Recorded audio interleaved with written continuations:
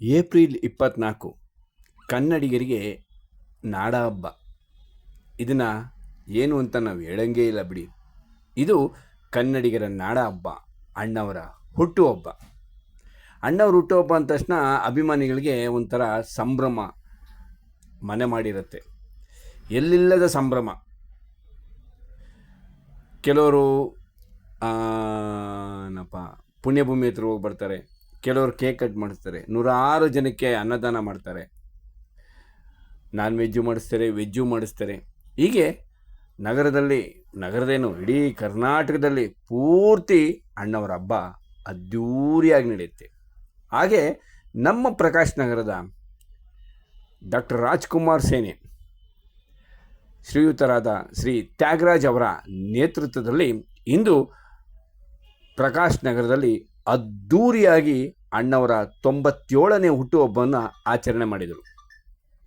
ಬನ್ನಿ, ತ್ಯಾಗರಾಜ್ ಅವರು ನಡೆಸಿದ ಅಣ್ಣವರ ಹುಟ್ಟುಹಬ್ಬವನ್ನು ಒಂದ್ಸಲ ನೋಡ್ಕೊಂಡು ಬರೋಣ.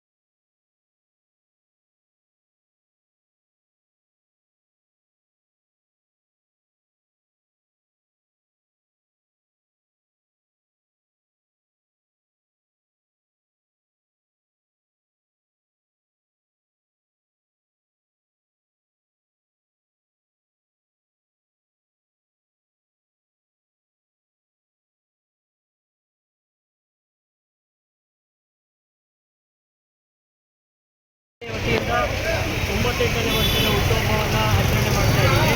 ಪ್ರತಿ ವರ್ಷ ನಾವು ಸಮಾಜ ಸೇವೆಯೊಂದಿಗೆ ಅಣ್ಣವ್ರನ್ನ ನೆನಪಿಸ್ಕೊಳ್ತೀವಿ. ಯಾಕಂದರೆ ಅಣ್ಣವರು ಈ ನಾಡಿಗೆ ಕೊಡುಗೆ ಭಾಳ ಕೊಟ್ಟಿದ್ದಾರೆ. ಹಾಗಾಗಿ ಅವರು ಹಿಂದೆ ಜೀವಂತವಾಗಿದ್ದೇ ಇರ್ತಾರೆ.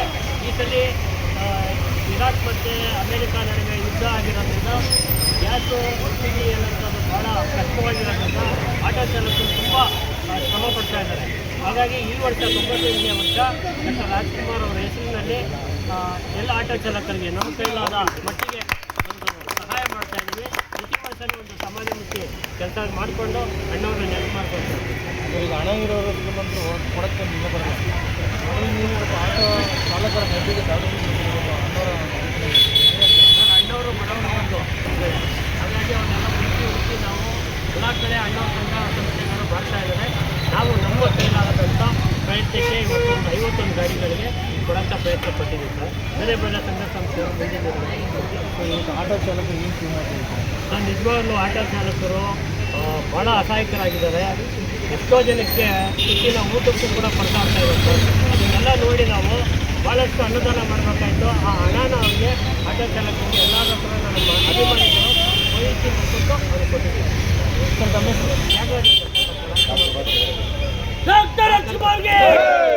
ಅಣ್ಣವರು ಬಡವರ ಬಂದು ಅವ್ರ ಅಭಿಮಾನಿಗಳು ನಾವು ಬಡವರ ಬಂದಿದ್ದಾರೆ.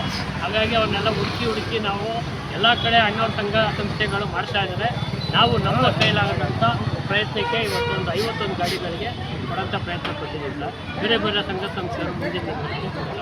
ಆಟೋ ಚಾಲಕರಿಗೆ ಸರ್ ನಿಜವಾಗ್ಲೂ ಆಟೋ ಚಾಲಕರು ಭಾಳ ಅಸಹಾಯಕರಾಗಿದ್ದಾರೆ. ಎಷ್ಟೋ ಜನಕ್ಕೆ ಹೆಚ್ಚಿನ ಊಟಕ್ಕೂ ಕೂಡ ಪಡ್ತಾಡ್ತಾ ಇದ್ದಾರೆ. ಅದನ್ನೆಲ್ಲ ನೋಡಿ ನಾವು ಭಾಳಷ್ಟು ಅನ್ನದಾನ ಮಾಡಬೇಕಾಯಿತು. ಆ ಹಣನ ಅವ್ರಿಗೆ ಆಟೋ ಚಾಲಕರಿಗೆ ಎಲ್ಲರ ಹತ್ರ ನಮ್ಮ ಅಭಿಮಾನಿಗಳು ವಹಿಸಿ ತಪ್ಪಿದೆ. ಏನಂತಾರೆ ಇದರಲ್ಲಿ ಹೇಳ್ಬೇಕಂದ್ರೆ ಅಣ್ಣವ್ರ ಹೆಸರು ಮಾಡ್ತಾ ಇರೋದು ತುಂಬ ಸಂತೋಷ ವಿಷಯ.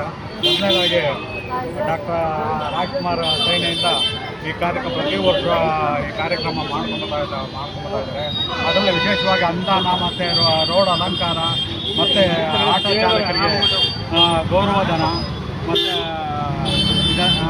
ಇನ್ನೂ ಅನೇಕ ಕಾರ್ಯಕ್ರಮಗಳು ಹಮ್ಮಿಕೊಳ್ತಾ ಬರ್ತಾ ಇದ್ದಾರೆ. ನಿಜವಾದ ಅವ್ರಿಗೆ ಎಲ್ಲ ನಮ್ಮ ಕನ್ನಡದ ಪರವಾಗಿ ಅವರಿಗೆ ಅಭಿನಂದನೆ ಸಲ್ಲಿಸ್ತಾ ಇದ್ದೀನಿ. ತ್ಯಾಗರಾಜ್ ಅವರಿಗೆ ಆಟ ಚಾಲಕ ಪರವಾಗಿ ಧನ್ಯವಾದ ತಿಳಿಸ್ತಾ ಇದ್ದೀವಿ. ನಾವೆಲ್ಲ ತುಂಬ ನೊಂದಿದ್ದೀವಿ. ಈ ಸಮಯದಲ್ಲಿ ಅಮೆರಿಕ ಮತ್ತು ಇರಾನ್ ನಡುವೆ ಯುದ್ಧದಲ್ಲಿ ನಮಗೆ ಭಾರಿ ಸಂಕಷ್ಟ ಒದಗಿದೆ. ಆ ಸಂದರ್ಭದಲ್ಲಿ ಇವರು ನಮ್ಮ ಕೈ ಹಿಡಿದಿದ್ದಾರೆ. ತುಂಬ ಸಂತೋಷ. ಇನ್ನೊಬ್ಬರು ಮಾತು